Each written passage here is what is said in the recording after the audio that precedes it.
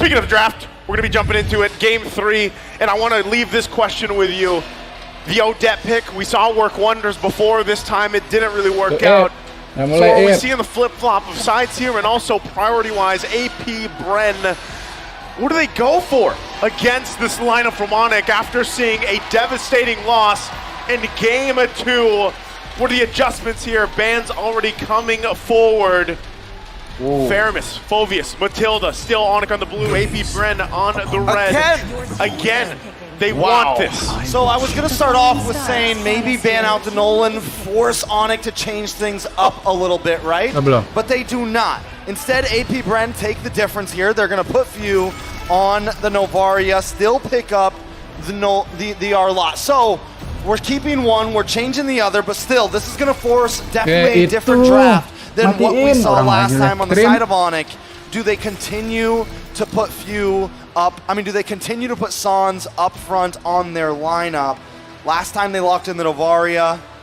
Bruno is still open as well. Definitely a lot of options for the side of Onic. The Bruno definitely makes sense here, right? I mean, the matchup is going to be great for CW. You need to put him on a winning matchup, but the Terizla has been phenomenal in the last 2 games. And that's going to be the Guinevere locked in, right? So AP Bren, maybe the idea behind the Novaria pick was the fact that, hey, they already picked the jungler, Onic, right? There's no way they pick this Guinevere. Wow. But then Onic pick it up, and then they have to go join. They can't let this go. Yeah. It'll be banned out. I think they were willing to go into this matchup, right? You go ahead, you might be scratching your head. Why the Nolan once again over to Onic? Well, AP Bren decides, hey, we'll take Vision, we'll take the fact that Joy is open as well, and we'll match it up against each other. But still, right, what do we see in the gold lane for both these teams? Really, as we get through it, we're probably expecting some gold lane bans to come through. Kadita, though, is going to be taken out from AP Bren. Kadita definitely a solid ban, something that could punish you in the laning phase, right? Even once the level 4 spike comes, if Sans plays that Kadita like an assassin, or they decide now they have the Gwen, so it's got to be a rogue Gwen. Either way, on the side of Onic, we're looking at mid lane for them right now. I like the Selamat datang di sini. Kamu nonton juga? Hard to target down on a Joy. Main target for Keyboy right now has got to be Few, and whatever Super Marco ends up walking in onto the second phase of bans now, they take out the Paquito. Do they continue to hammer into the EXP lane? They did this last time, right? Yeah. Last time, even though the Arlala was picked up, they expected still that Ogwen is going to get it, and they're going to force this Arlot to stay in the EXP lane. It's the proof that I'm still Brody being taken out here. Once again, interesting ban, right? Really trying to get this matchup. Once again, Claude comes through. So this still, the fact that there's a couple gold laners that we've seen through, you know, up to this point. You have, of course, the Bruno that we're still talking about. You have the Claude, since that's taken out, the Brody. The answer, Bruno, comes up. Now, what do you want to play into here if you're Onic?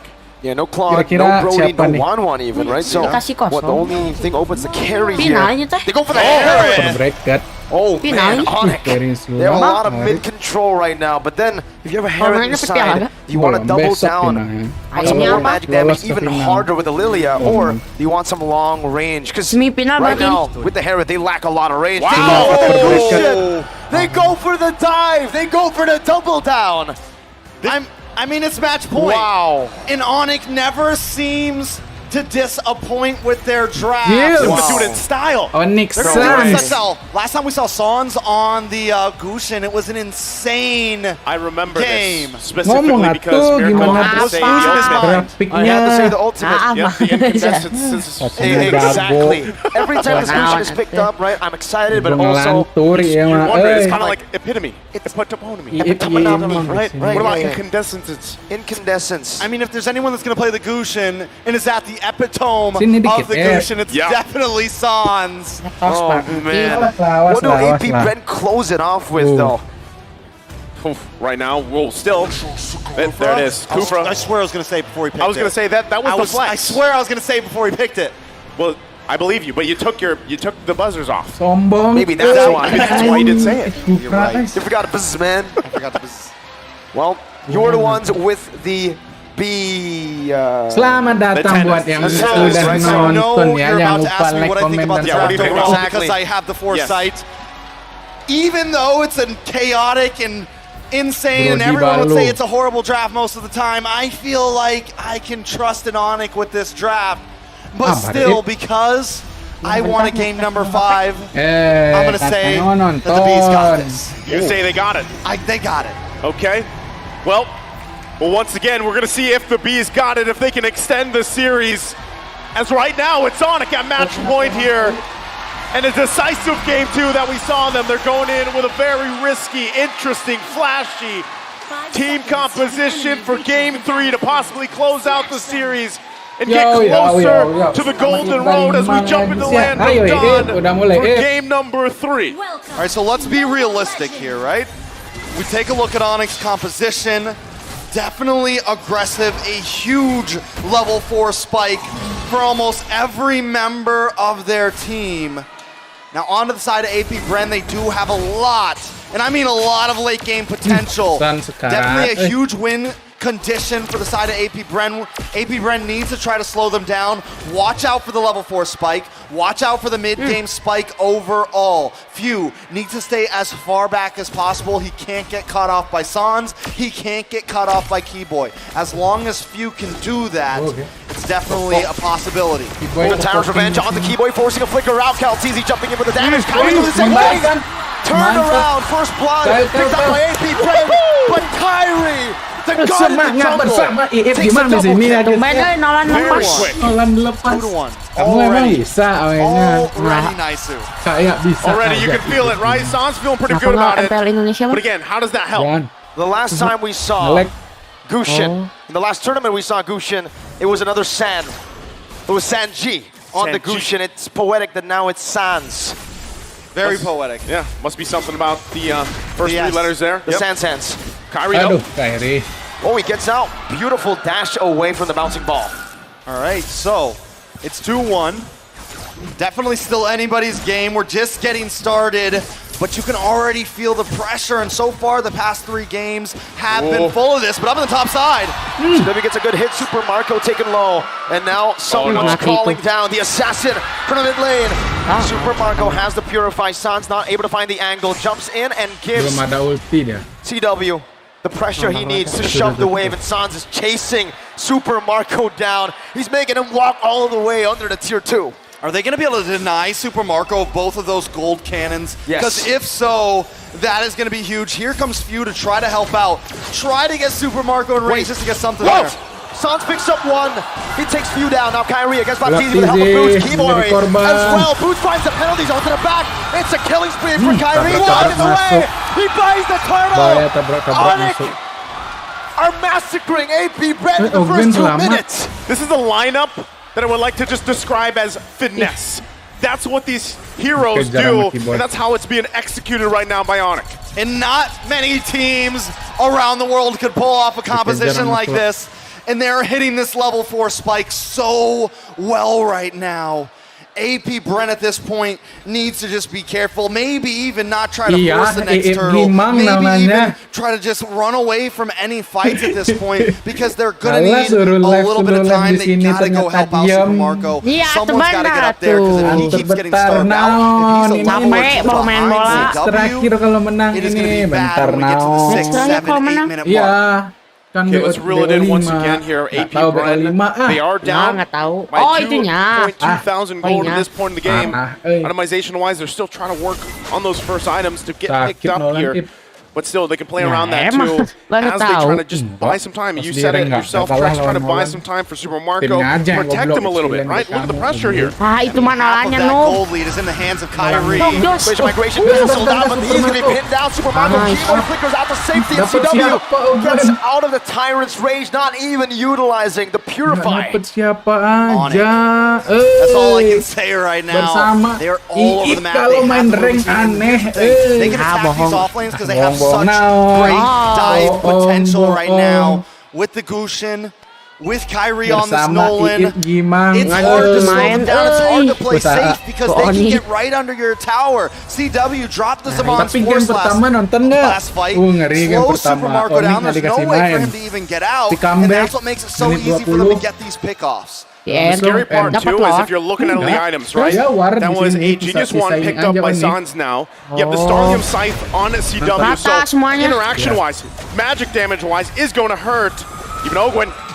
Zaman Force going to be used up. Ogwen with a time's rage. Able to lock Keyboy down and flickers out to safety right now. Keyboy's going to be able to pop that Requiem, but Calteezy takes him out. Electrifying BCW, not able to find Super Marco just yet, but the Turtle will be secured on the other side of the map with a Petrify connecting. Sans and CW turning around once again, and Sans body blocks the Astrosphere. Flapteezy looking for another sort of initiation, but he will not be able to find it. Just when Kyle Teasy finally pulls something off there, he goes a little bit too deep and it's taken out Naisu. This is the, as I was saying, you know, Sans was part of the fight, but still you can see the damage potential with this lineup. Again, it does take a certain type of finesse to pull these heroes off, but so far, the interaction between them, it's building up, right? The power spike at this point in the game is clear. Even given the situation, that's why objectively, AP Bren, it's better that some of these turtles, they have just, let's give it up, let's go ahead and farm up as much as possible. See this Super Marco having a difficult time just trying to find the gold right now. Violet Requiem onto Kyrie's damage, onto Open with a bouncing ball. Meanwhile, the other side of the map, CW gets picked off. It's a two-man dive into bottom lane. AP Bren showing signs of life. I love how in some of those last two fights we saw, Onic isn't even worried about the bouncy ball. They're literally dashing right in it just to chase him down, dropping the Zaman's Force. At this point, Onic, 3K gold lead, 6 minutes in. It's definitely a slightly slower pace than the snowball that they had last game, but they are just getting started. Hopefully in a minute or two, AP Bren may be able to hit some sort of spike. But look at the gold lead in the gold lane, over 1K into the hands of CW. Super Marco just completing his Haas Claws, just completing his first item.